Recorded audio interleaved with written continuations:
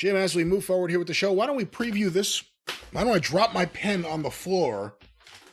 It'd be easier than dropping it on the ceiling. Jim, why don't we preview AEW All in Texas, the big extravaganza. Oh, Christ. This weekend we'll be watching on a packed day. It's Super Saturday. Let's go through this card. You didn't tell me we were going to have to... now I'm going to just be in a state of trepidation all week, worried about what I'm going to have to watch. Well, let me let you know. Let me give you a heads up on what they have on their official website. Early warning. They still have ticket packages available, but I believe they have at least 20,000 tickets distributed, so good for them. How big's the building? It's a stadium. It's an outdoor stadium, probably. Yeah, that's... a lot more. They could have rented Reunion Arena and put that 20,000 in there. It'd have been goddamn insane. Jim, for the TNT Championship, the champion Adam Cole, Bay versus Kyle Fletcher. Good Lord. It looks like a Mr. Universe contestant browbeating a small child. The physical difference is, and Adam Cole is not a senior citizen, right? So there's an age difference, but Kyle's real young, and Adam's, in his 30s now or whatever. But the size difference and just the difference in one guy looks like a fucking beast, and the other guy, you feel bad. There is something wrong. I try not to say this if we hear that he has some type of goddamn flesh-eating disease, but he wouldn't be out there wrestling 20 minutes, would he? Do they have medical standards in AEW? What has happened to Adam Cole? That's all I'm saying. I don't care about this match, and nobody else does either, because it's making people uncomfortable to look at the state of Adam Cole. It's like an escaped fetus. Oh, God damn it. Has hair and everything like a grown person, but still just has, kind of like E.T.'s body. But let's move on here with the card, Jim. Oh, God damn it. I got a cramp now. Where they look like the conjoined twin growing out of somebody's head. For the AEW World Tag Team Championship, a three-way, the champions, the Hurt Syndicate, Bobby Lashley and Shelton Benjamin. Wait, this is a three-way now? I thought they just challenged and asked and answered with the two little dipshits that they beat up. Well, again, it's the Hurt Syndicate against Jet Speed. Of course, the team of Speedball Mike Bailey and Kevin Knight versus the team of the Patriarchy, Christian Cage and Nick Wayne. Wait a minute. Last week, the Kevin Knight and Hong Kong Phooey came out and ranted about their tag team title match, and the Hurt Syndicate beat them up about 3 or 4 times and said if they can get up, we'll take care of them at Texas Stadium. Was Christian Cage or Nick Plain or Nick Plain's mom or anybody anywhere around that episode? Not that I recall, but we didn't watch on Saturday. I don't know what they did, if anything. Oh, fuck, it's a week before the fucking show when they're just goddamn. Well, then why are these two? Why are Knight and Spitball still in the thing? If they got laid out the other night and these two fucking goofs come in on Saturday, what sense does this make? Maybe Tony added a third team so he can get the belts off the Hurt Syndicate without them losing.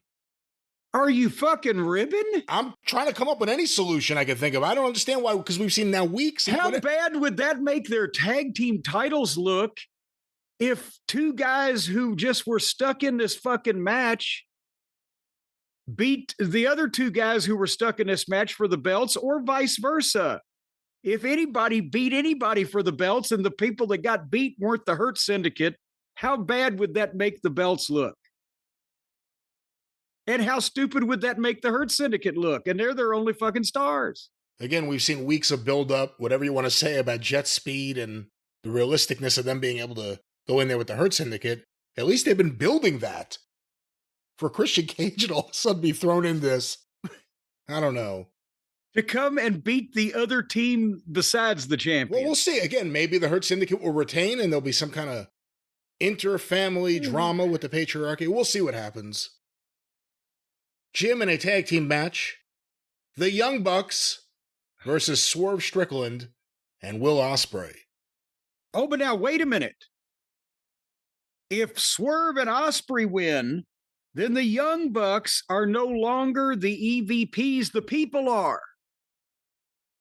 But now think about this for a second, though, Brian. They may need to amend this, because if they talk about the people, is it the audience of the TV show? Then there's 600,000. If it's the pay-per-view, then we're down to 100,000 or less. But goddamn, that would still press the confines of the normal conference room. Don't you think that the people should then get together and nominate a representative to go to the meetings instead of having all of them show up? Because, elect Howie from Poughkeepsie, New York. He's our representative, and he can be in, and that way they can get around a normal conference table. But then, if Swerve and what's his name again? Will Osprey. Will Osprey, yes. Yeah. If they lose, then they can never fight other people besides the Young Bucks again for the next year. If they lose, they cannot challenge for the AEW World Championship for 1 year. But neither of the Bucks are AEW World Champion, nor are going to challenge for that. So it actually, why the fuck would they give a shit? You see? So one of those things is going to happen in this match.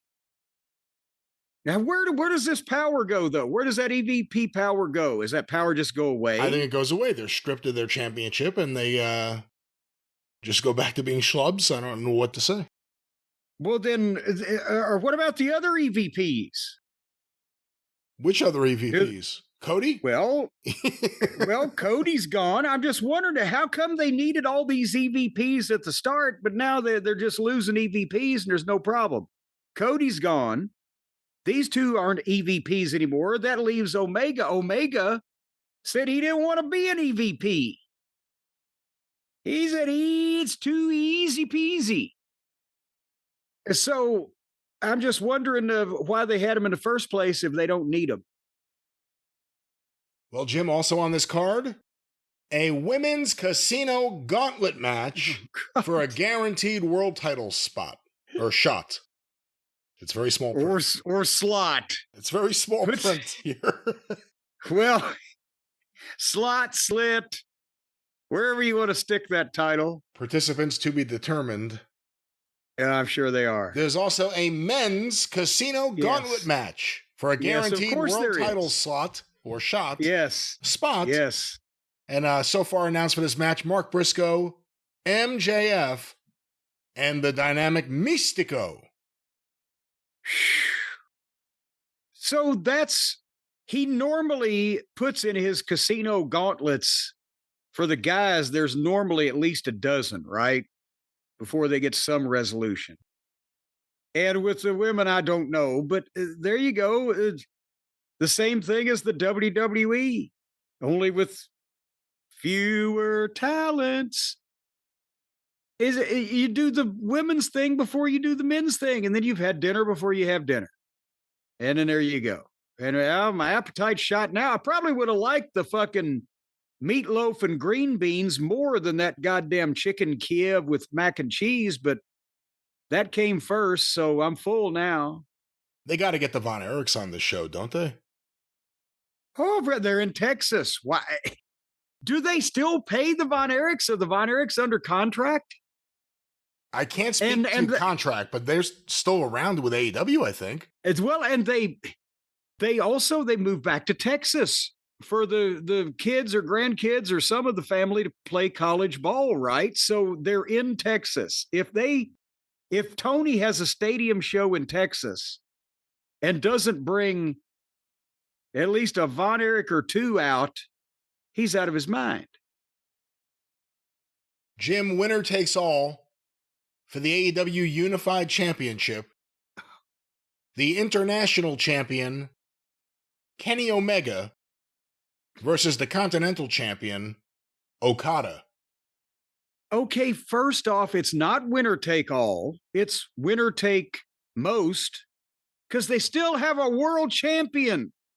So it's also not undisputed because the world champion disputes it. He has a big problem with it. Major issue. So what they're doing is they're eliminating one of the multiple meaningless belts that they have that, because Tony and a certain segment of his diehard audience are just, oh, look at the belts. But this is supposed to be a dream match amongst these. You saw the dream match between Ibushi and who's-he, what's-he. That was supposed to be a dream. Is this going to be a better dream? I will admit that Kenny, he's better than Ibushi, whatever else you want to say about him. But are we going to watch them not be able to do the shit they could do 10 years ago? Or are the people going to be blind to it and just see it and go, oh, it's them, and not notice what it actually looks like? I think there'll be an element of that. It's a big match for that kind of fan base, and they're going to be really pumped up to see it. Kenny Omega has a tendency to push himself really far. I have to think if he was ever going to do it again, it would be this match. Okada has his pace, and very little is going to break that, but he looks like he needs a pacemaker. Who do you think's going over? Well, it's got to be Kenny. You think so? For God's sake. I think he's going to put Okada over. Why would Okada is an insult to the profession. Okada is the laziest, most good for nothing, no account, lack of trying, lack of effort, blasé, no facial expression, no personality, no charisma, no fashion sense, no haircut, boring ass son of a bitch that I've ever seen. And he's making a lot of money. And at the same time, Tony Khan has the most feckless, impotent, limp dick bunch of baby faces on one roster in the history of wrestling. And on a stadium show, he needs Kenny to step up and win this fucking thing. And I would have said that he needed Osprey to step up and beat this fucking drunken fucking plumber and bring the world title back to goddamn some semblance of credibility. But since he wasn't smart enough to make that fucking match, then unfortunately now it's up to Paige. Paige is going to suck, but at least he'd be better than Moxley. And if they don't do it now, then I suggest that Tony just fire all his fucking baby faces and just make the heels work against each other. And I guess we'll get to the main event shortly, but for the AEW Women's World Championship, which title? Who is what title here? It's very small Who print cares? Again. Mercedes Moné. It's the one that Adam Page isn't going for because he mentions he's going for the men's title. He may not be going for that, but it looks like he's going for the same salon that does the hair of these women with the picture of him here. But for the AEW Women's World Championship, the TBS champion Mercedes Moné against the AEW Women's World Champion, Timeless Toni Storm with Luther. Again, the Mercedes fiasco has been his female Okada. He has spent a fortune to get discernibly nothing except bad fucking promos, obnoxious acting, and people don't give a shit. And they like Toni Storm. They like her a lot. If this Josephine camel-faced douchebag beats Toni Storm in the minute, I think people may hit the goddamn ring. Mercedes, you've already seen the memes going around on Twitter now of Mercedes with the Hulk Hogan, Fu Manchu, and the do-rag. She thinks she is the biggest women's star in the world and should be winning all that shit. You can tell. And she shouldn't, because she ain't. And it's the big show. The baby faces need to stand up for themselves. Kenny needs to win. Osprey and Strickland need to win. Toni Storm needs to win, and Paige needs to win. And if they didn't want all those baby faces to win in the same show, they shouldn't have booked it. But these baby faces are so unappealing and whiny, such pussies and losers and nerds and douchebags, that unless you start doing something for them, it's going to get worse and worse, because it's already getting worse and worse. Jim, the main event. Uh-huh. In a Texas death match, the AEW World Champion Jon Moxley versus Hangman Adam Page. You know why they want a Texas death match? They wanted that because Moxley is jealous that he didn't think of the blood drinking first. So they're going to try to redo that spot. But he's going to drink it and also have a blood enema. Think about that. Page is going to bust him open, put his head in a bucket, get him to fill it up with blood, pour the blood in a goddamn enema bag, and shoot it up Moxley's own ass. Big show, big blood. These two are going to try to do any kind of stupid, goofy, jackass stunt that any garbage wrestler like Dick the Boozer's idol, the bank-addicted drug robber Nick Gage would do, to have a Texas death match, be dope and all that stuff. And I think that they may not put the belt on Page. I think they're going to continue this thing because Moxley's having such great fantasies about it while it's driving people away in drooves. This whole thing has been a joke. It's the worst main event angle that has ever gone on this long in the history of wrestling. And Moxley fantasizes he's somebody that he's not. Nobody sees him as that, except the Kool-Aid drinkers that are the base audience of this company. And most of them are tired of it. So it's a big stadium show. Get it over with. That's why I say it. A Page, he'll be rotten too. Got the personality of shingles, but at least it's not Moxley. But I think they might continue this on somehow because Tony has no balls and lets people tell him what to do. So one or the other. Do you think we see Darby Allin? I think they might be waiting on Darby to come back down off the top of the mountain and win the thing.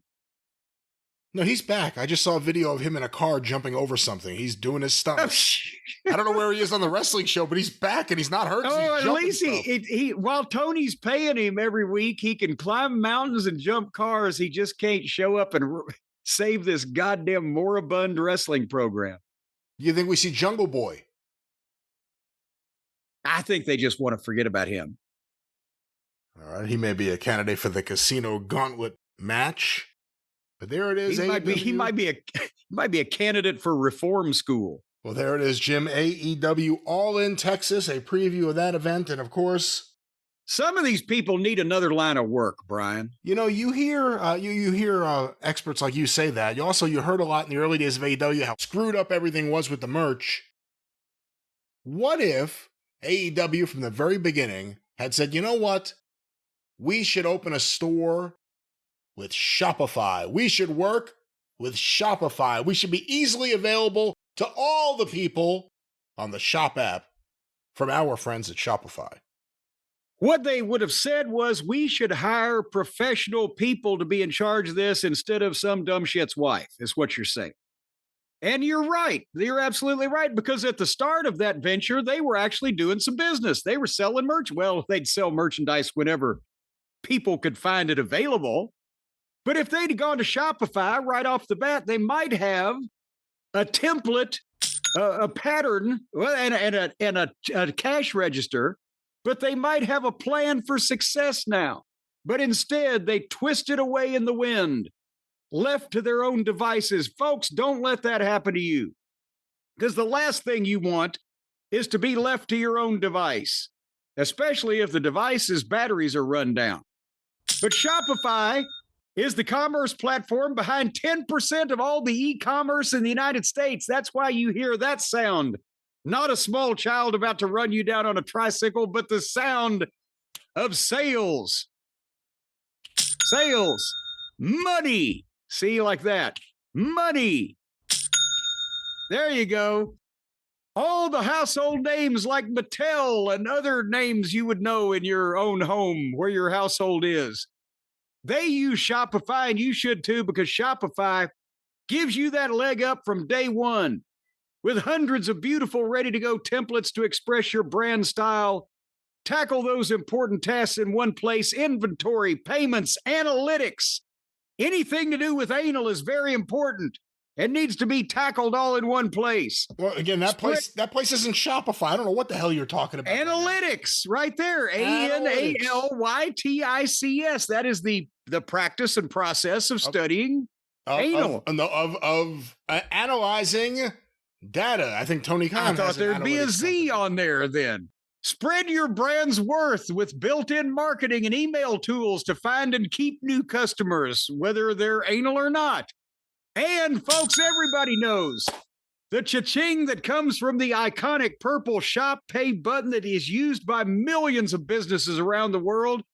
That's why so many people that use Shopify are happy, because they are putting their finger on their little purple button. That's why Shopify has the best converting checkout on the planet. Your customers already love it. They can't keep their fingers off that button. And folks, if you'd like to have your button fingered, if you want to see less carts being abandoned, the poor things, they need homes. It's time for you to head over to Shopify. There you go. And sign up for your $1 a month trial period and start selling today at shopify.com/JCE. That's how you get a $1 a month trial period. Let them show you what they can do for you. Shopify.com/JCE for a $1 a month trial period, and boom,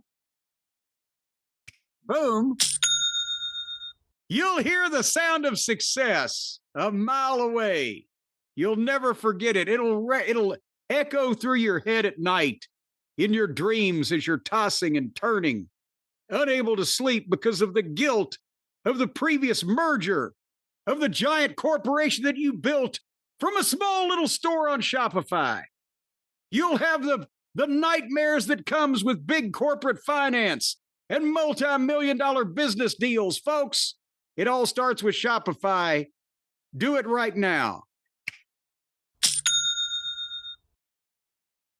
That's right, Shopify. They power our online store, ArcadianVanguard.com. Get Drive-Thru t-shirts there. They're on the Shop app. They power us. They can power you. They can power Tony, our friends at Shopify.